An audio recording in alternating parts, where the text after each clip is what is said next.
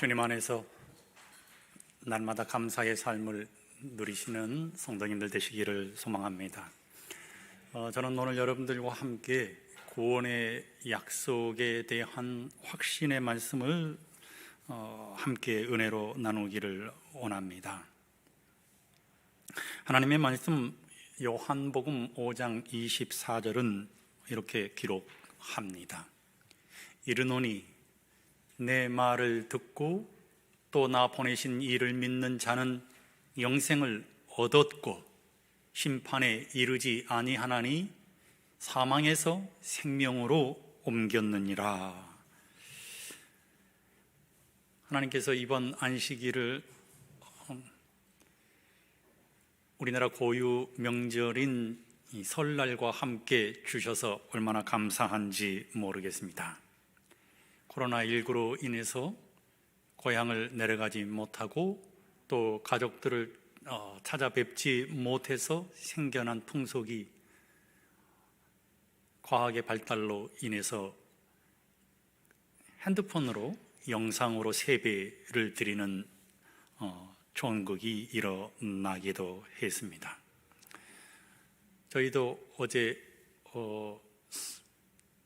딸네 가족이 와서 세배를 했는데 제가 세뱃돈을 사위에게도 주고 그 다음에 딸에게도 주고 마지막으로 손녀에게도 주었는데 손녀가 전부 다 가지고 가더라고요. 그래서 봉투에 돈이 들어있는가를 이렇게 확인까지 하는 모습을 보았습니다. 저도 오늘 여러분들에게 세뱃돈을 드리기를 원합니다. 얼마를 드렸으면 여러분 기뻐하실까요? 저는 구원을 드리겠습니다. 구원. 전에 심호하던 한 교회에서 제가 안식학교 교과를 가르치고 있었습니다. 제가 한참 교과를 가르치고 난 다음에 앉아있는 반원들에게 질문을 드렸어요. 집사님은 구원 받으셨나요? 라고 물었습니다. 그랬더니 이 집사님께서 글쎄요, 제가 구원 받았는지 안 받았는지는 하나님께서만 아시겠지요. 그 옆에 있는 분에게도 또 질문을 드렸습니다. 구원 받으셨죠, 집사님은요? 라고 얘기를 했더니 목사님께서 맨날 구원에 대한 설교를 하시니까 그 설교에 비추어 봤을 때는 저는 구원 받은 게 맞는 것 같습니다. 또 다른 분에게 집사님도 구원 받으셨나요? 라고 물었더니 글쎄요, 하나님께서 꿈에 가르쳐 주셨으면 얼마나 좋을까요? 이렇게 대답을 했습니다. 모든 분들이 구원에 대한 확신에 자신감이 없어 보였습니다. 그래서 맨 마지막으로 한 집사님에게 질문을 던졌어요. 집사님은 구원 받으셨나요? 이 집사님은 신앙생활이 그렇게 잘 성실하게 행하는 분이 아니셨습니다.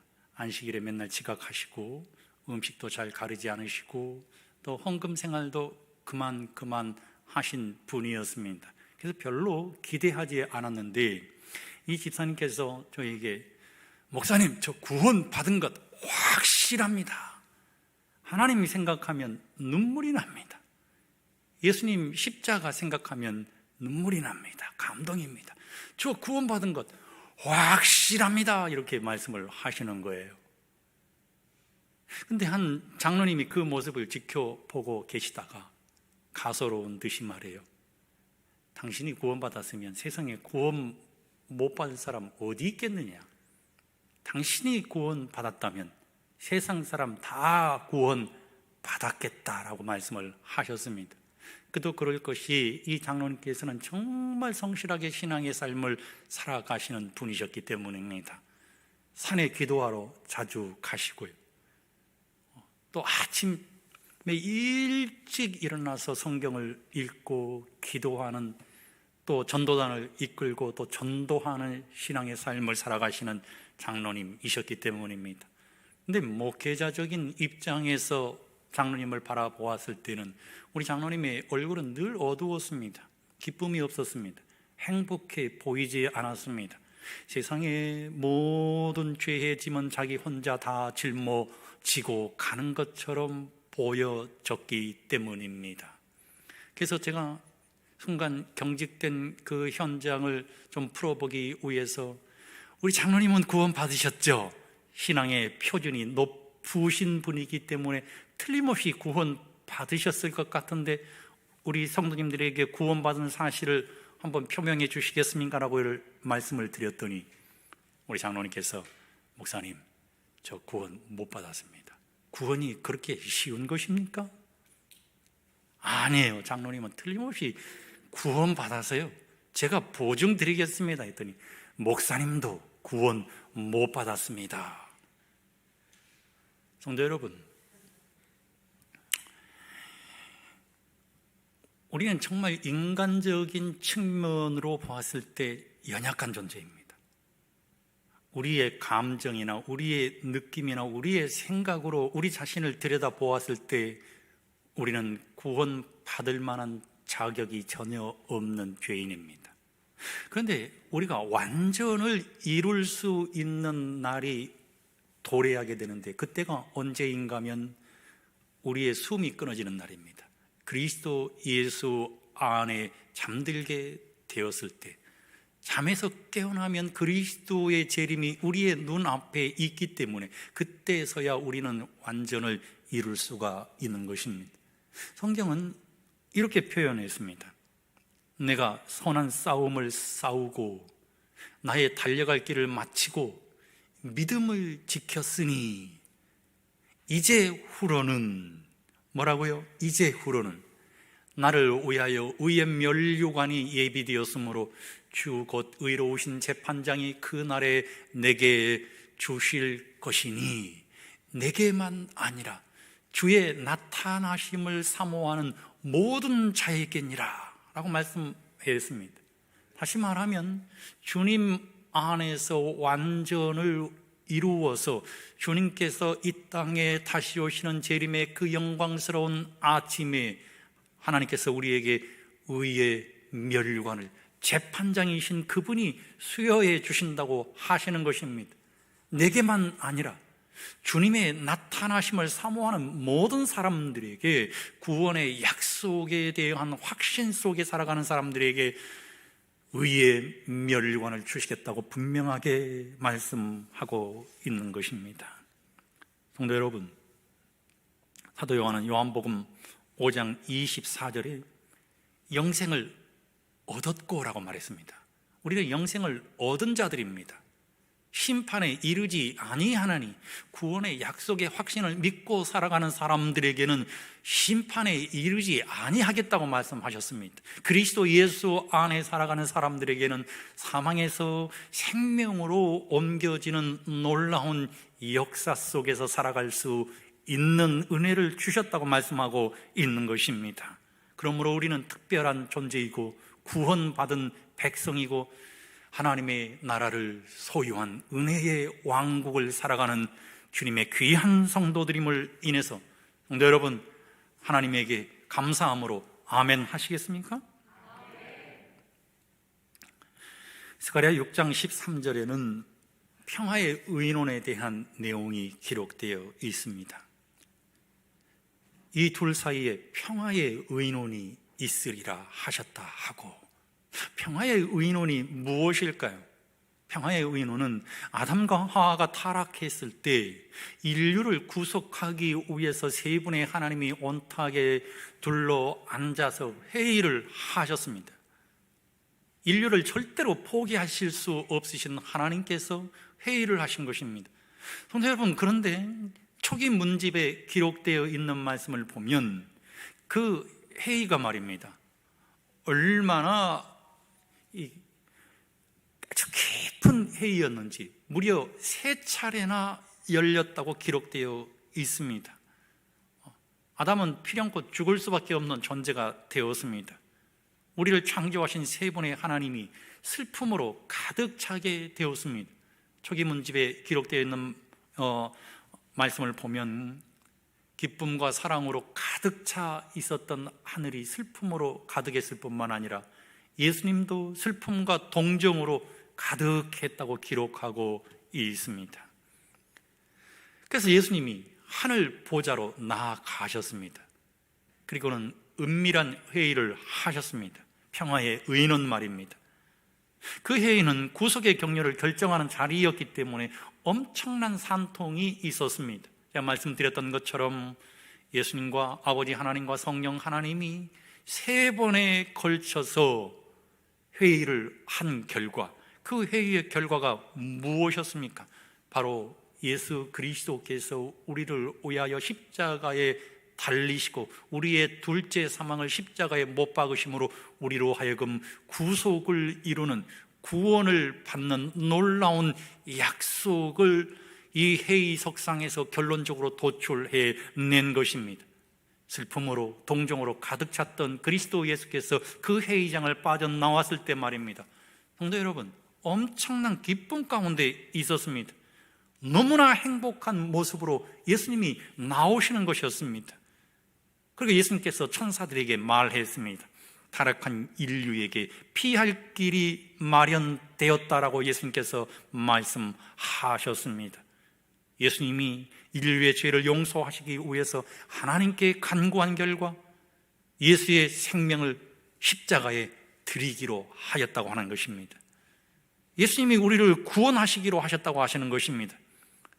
우리가 구원에 대한 확신을 가질 수밖에 없는 이유는 예수님께서 슬픔과 동정으로 가득하셨는데 3차례나 산통을 겪는 회의 끝에 우리를 구속하시기 위해서 십자가에 달리시기로 결심하시고 나오셨을 때는 기쁨으로 충만하셨다고 하는 것입니다. 그러므로 우리는 구원의 확신 속에 살아가야 합니다. 왜냐하면 하나님이 자신의 생명을 십자가에 들이셨기 때문입니다. 그리고 예수님께서 우리 가운데 장막을 치셨습니다. 생애예빗 25쪽에는 오직 우리를 위한 그리스도의 위대한 희생만이 죄인을 위한 아버지의 사랑을 알려줄 수 있다라고 기록하고 있습니다.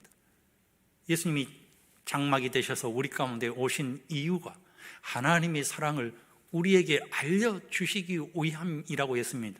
죄의 두려움 가운데 살아가고 있는 우리에게 구원의 확신을 심어주심으로 인해서 하나님의 사랑이 무엇인가를 알려주심으로 인하여 우리가 감동에 젖는 신앙인이 되게 하시기 위함이었던 것입니다. 그런데 여러분, 예수님이 십자가에서 가상칠언을 말씀하셨는데요, 예수님께서 마지막으로 하신 말씀이 다 이루었다라고 말씀하셨습니다. 다 이루었다는 이 말씀은 영어로는 다 끝났다라는 의미입니다. 무엇이 다 끝났다는 말씀이겠습니까? 예수님께서 무엇을 다 이루셨다고 하는 것이겠습니까? 예수님이 무엇을 완성하셨다는 말씀입니까? 우리의 구원을 완성하셨다고 하는 것입니다. 예수님이 돌아가실 때 성도 여러분, 고통 가운데 돌아가셨지만 그리스도 예수의 마음은 기쁨이었습니다. 감사이었습니다. 저와 여러분을 구원하셨다고 하는 사명을 완성하셨기 때문입니다. 평화의 의논이 성취되었기 때문인 것입니다. 그러므로 성도 여러분, 구원의 확신 속에 살아가고 있는 우리의 모습을 하나님께서 보실 때 얼마나 기뻐하실까요? 얼마나 흐뭇해 하실까요? 빌립보서 2장에 있는 말씀을 보면 예수의 마음이란 말씀이 나옵니다. 예수의 마음이란 무엇일까요? 우리는 예수의 마음을 가져야 하는데 예수의 마음은 구원의 확신으로 충만해서 행복한 삶을 영위하는 하늘 백성의 삶을 살아가는 것, 이것이 바로 예수의 마음임을 여러분 기억하게 되시기를 소망합니다. 예수의 마음은 사망에서 생명으로 옮겨지는 것입니다. 성경은 요한일서 5장 11절에 또 증거는 이것이니 하나님이 우리에게 영생을 주신 것과 이 생명이 그들 안에 있는 그것이니라.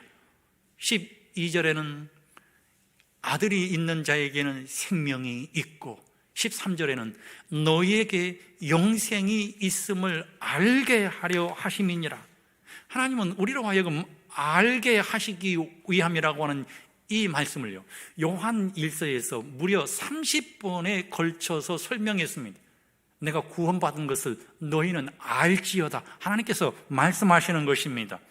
요한 1서 2장 3절에 우리가 저를 아는 줄로 알 것이요, 3장 14절에는 우리가 사망에서 옮겨 생명으로 들어간 줄을 알거니와 3장 24절은 그가 우리 안에 거하시는 줄을 우리가 아느니라.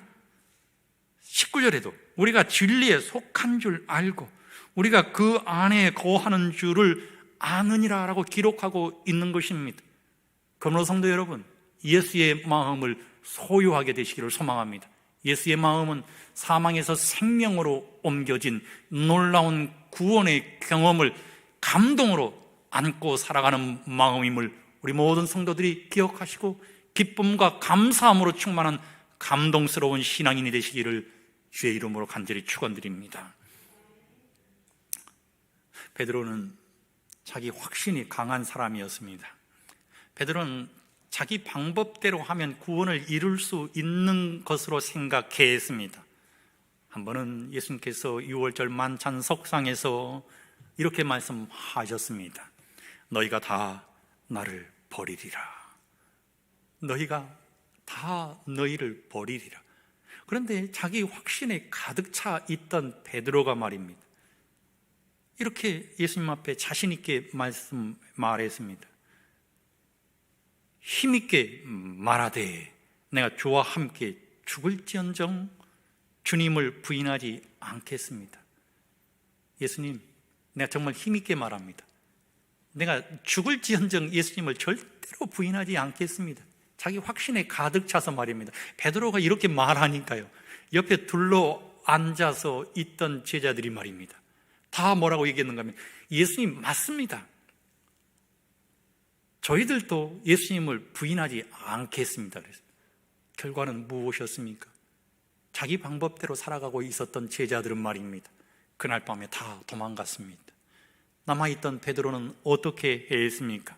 그날 밤에 예수님을 3번이나 부인합니다. 예수님과 눈동자가 마주치게 되었을 때 자신을 책망하지 않은 예수님의 사랑의 눈동자, 용서의 눈동자, 평화의 의논 속에서 베드로의 구원을 완성하기 위해서 여전히 베드로를 사랑하고 계시는 그리스도 예수의 모습을 보고 베드로는 자기 주장의 사람에서 예수 주장의 사람으로 변합니다. 그리고 베드로는 겟세마네 동산으로 달려가서 회개의 모습을 우리에게 보여줍니다.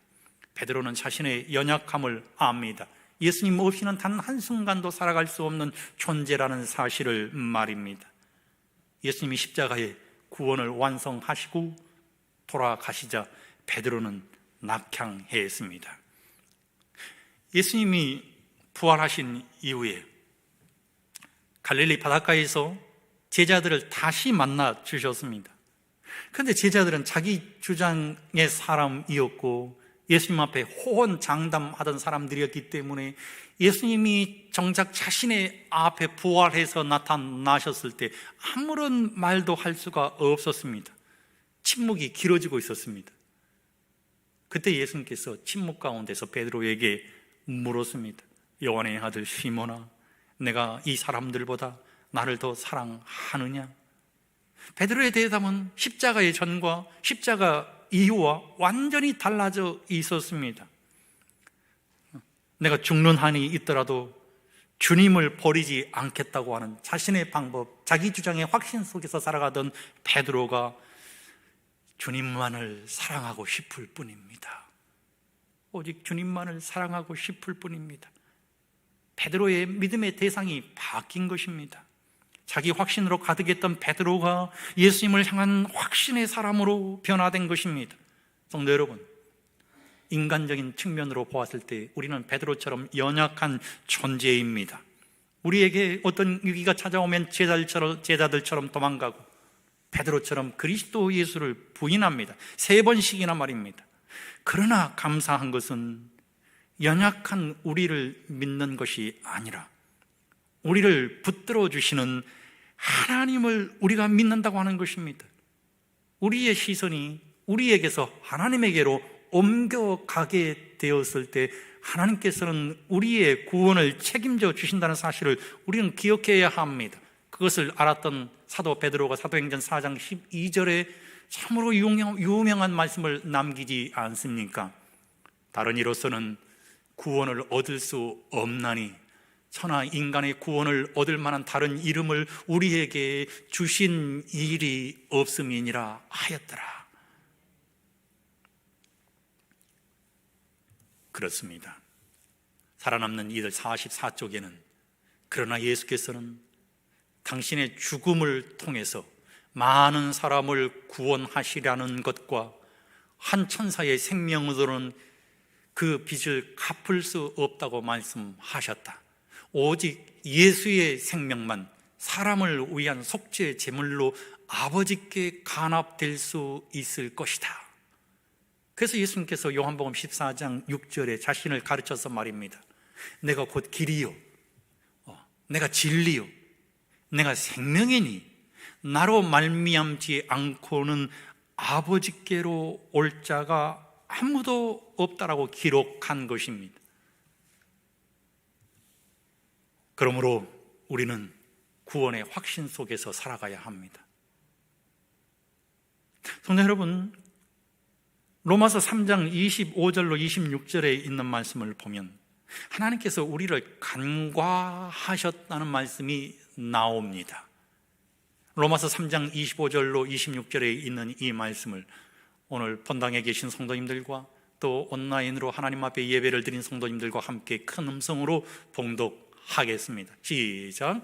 이 예수를 하나님이 그의 피로 인하여 믿음으로 말미암는 화목 제물로 세우셨으니 이는 하나님께서 길이 참으시는 중에 전에 지은 죄를 간과하심으로 자기의 의로우심을 나타내려 하심이니 곧 이때에 자기의 의로우심을 나타내사 자기도 의로우시며 또한 예수 믿는 자를 의롭다 하려 하심이니라. 아멘입니까? 저는 여기 있는 말씀 가운데서 정말 감동스러운 것은 말입니다. 예수 믿는 자를 의롭다 하시기 위해서 전에 지은 죄를 간과하시는 하나님의 모습에서 큰 감동을 얻습니다. 여러분, 간과라고 하는 이 말은 영어로는 넘어갔다는 말입니다.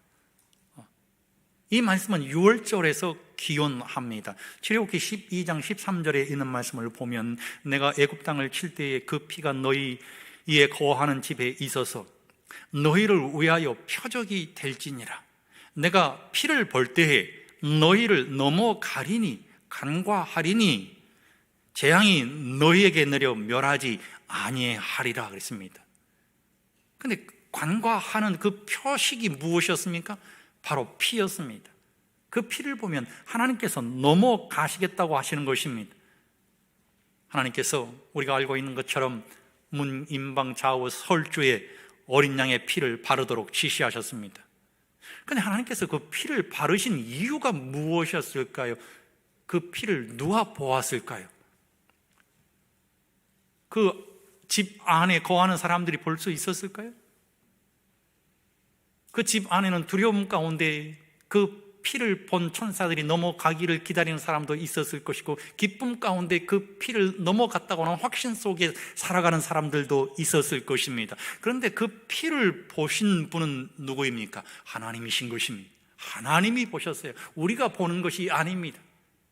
자기 확신 속에 살아가는 사람들이 보는 것이 아니라 하나님께서 구원을 약속해 주셨기 때문에 하나님께서 그 피를 보고 죽음의 천사들이 넘어가도록 하신 것입니다. 성도 여러분, 하나님께서는 애굽 가운데 처음 난 것은 위에 앉은 바로의 장자로부터 맷돌 뒤에 있는 여종의 장자까지와 모든 생축에 처음 난 것이 죽을지라 라고 기록했습니다.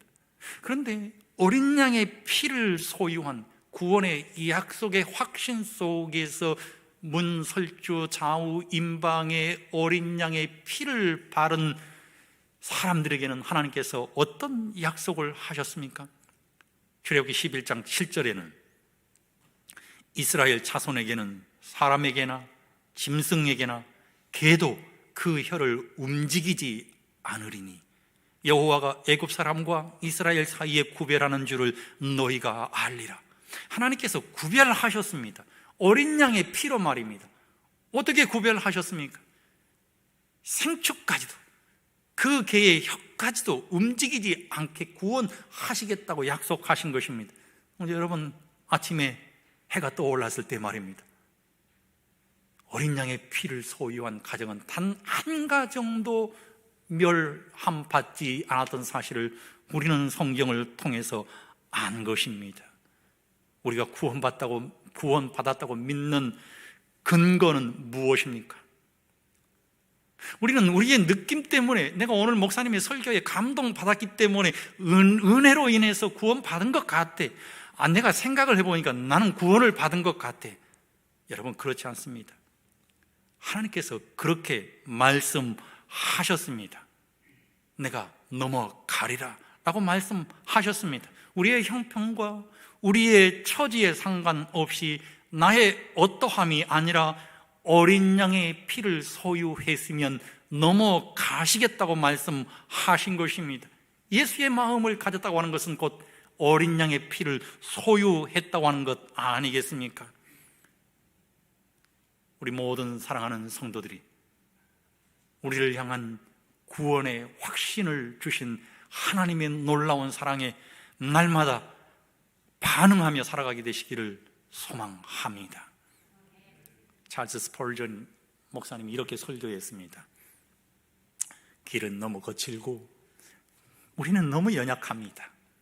여기저기에 매복해 있는 적들이 우리가 소홀한 틈을 타서 우리를 절벽 아래로 떨어뜨리거나 던져버리려고 애씁니다.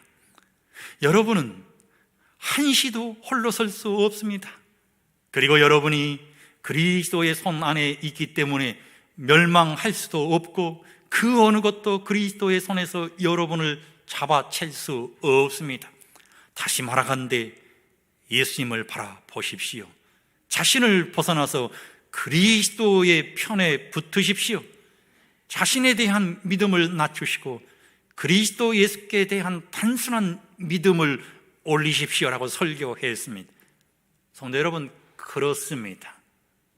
그 누구도 그리스도 예수 안에 붙잡힌 바 된 우리를 잡아채 갈 수 없다는 사실을 믿으시고 그리스도 예수 안에서 믿음의 확신 속에서 구원의 약속을 날마다 기쁨으로 확신하는 믿음의 성도들이 되시기를 주의 이름으로 간절히 소망합니다.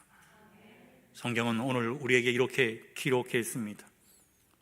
우리에게는 이미 어린 양의 피가 있습니다. 어린 양의 피가 있다고 하는 것은 예수님의 피가 있다는 의미 아니겠습니까? 오라 우리가 여호와께로 돌아가자. 어린 양의 피가 있으니 여호와께 돌아가자. 여호와께서 우리를 찢으셨으나 도로 낫게 하실 것이요 우리를 치셨으나 싸매어 주실 것임이라. 엘렌 화이트는 하늘에서 227쪽에서 우리가 오늘 하나님과 올바른 관계를 가지고 있다면 그리스도께서 오늘 오신다 해도 준비가 된 것이다. 어린 양의 피를 소유하고 있으면 말입니다. 내가 제7일 안식일 예수 재림교회 성도이기 때문에 내가 율법을 온전히 지키는 수 있는 믿음 때문에 선행을 행하는 사람이기 때문에 나는 이미 침례를 받았기 때문에 구원받은 사람이 아니라 예수의 피를 소유한, 예수의 마음을 소유한 사람이기 때문에 내가 구원받았다는 사실을 우리 모든 성도들이 기억해야 하는 것입니다. 왜냐하면 하나님께서 우리가 구원받았다고 하는 사실을 확증하셨기 때문입니다. 로마서 8장 38절로 39절은 내가 확신하노니 사망이나 생명이나 천사들이나 권세자들이나 현재의 일이나 장래의 일이나 능력이나 높음이나 깊음이나 다른 아무 피조물이라도 우리 주 그리스도 예수 안에 있는 하나님의 사랑에서 끊을 수 없으리라. 여러분, 얼마나 놀라운 말씀입니까? 세 분의 하나님께서 우리를 향하여 이루신 구원을 히브리서 2장 3절에서는 큰 구원이라고 얘기합니다. 평화의 의논에서 얼마나 큰 구원을 이루셨습니까? 3번씩이나 회의를 하시면서 말입니다. 연약한 나를 봤을 때는 우리는 자주 실패할 수밖에 없습니다. 연약한 우리를 보았을 때 우리는 무능하고 불완전한 불안 가운데서 살아갈 수밖에 없습니다. 두려움 가운데 살아갈 수밖에 없습니다. 그러나 우리가 우리의 시선을 돌려서 말입니다, 예수님을 바라보면은 우리는 완전한 의를 이룰 수가 있습니다. 왜냐하면 예수님은 무한한 능력과 무한한 자비와 무한한 사랑으로 십자가에서 우리의 모든 죄를 못 박으시고 끝내셨기 때문입니다. 그러므로 우리는 불안한 신앙인이 아니라 평안한 신앙인, 행복한 신앙인, 기쁨의 신앙인, 감동의 신앙인이 될 수밖에 없습니다. 그 구원의 확신을 가진 백성들이 영원한 복음인 새 천사의 기별을 전하는 백성 아니겠습니까? 그 사명을 감당할 수 있도록 우리가 구원의 확신 속에서 살아가야 한다는 것입니다. 성도 여러분, 칭의는 순간적으로 일어나는 것입니다. 우리가 구원을 받았다고 하는 것은 내 삶의 현장에서 내가 살아있는 동안에 구원의 확신 속에서 구원의 경험을 누리며 살아가는 것입니다. 성화는 칭의가 반복되는 과정 아니겠습니까? 예수님과 지속적인 관계를 맺고 살아가는 것입니다. 그리고 예수님께서 이 땅에 재림하시는 그날 아침에 내세에 주어지는 영원한 구원을 우리는 이루고 우리의 품성을 고정하게 된 것입니다. 그러므로 로마서 5장 8절로 9절에 있는 이 말씀을 우리 모든 성도님들과 더불어서 봉독하면서 구원에 대한 확증을 가지시고 하나님께서 우리를 얼마나 사랑하셨는가를 생각하시면서 이 말씀을 함께 봉독하도록 하겠습니다. 다 같이 봉독하겠습니다. 시작. 우리가 아직 죄인 되었을 때에 그리스도께서 우리를 위하여 죽으심으로 하나님께서 우리에게 대한 자기의 사랑을 확증하셨고 그 피를 인하여 의롭다 하심을 얻었은즉 더욱 그로 말미암아 진노하심에서 구원을 얻을 것이니, 사랑의 확증 속에서 날마다 구원의 확신 속에 살아가는 감동스러운 행복한 성도들이 되시기를 주의 이름으로 간절히 축원드립니다.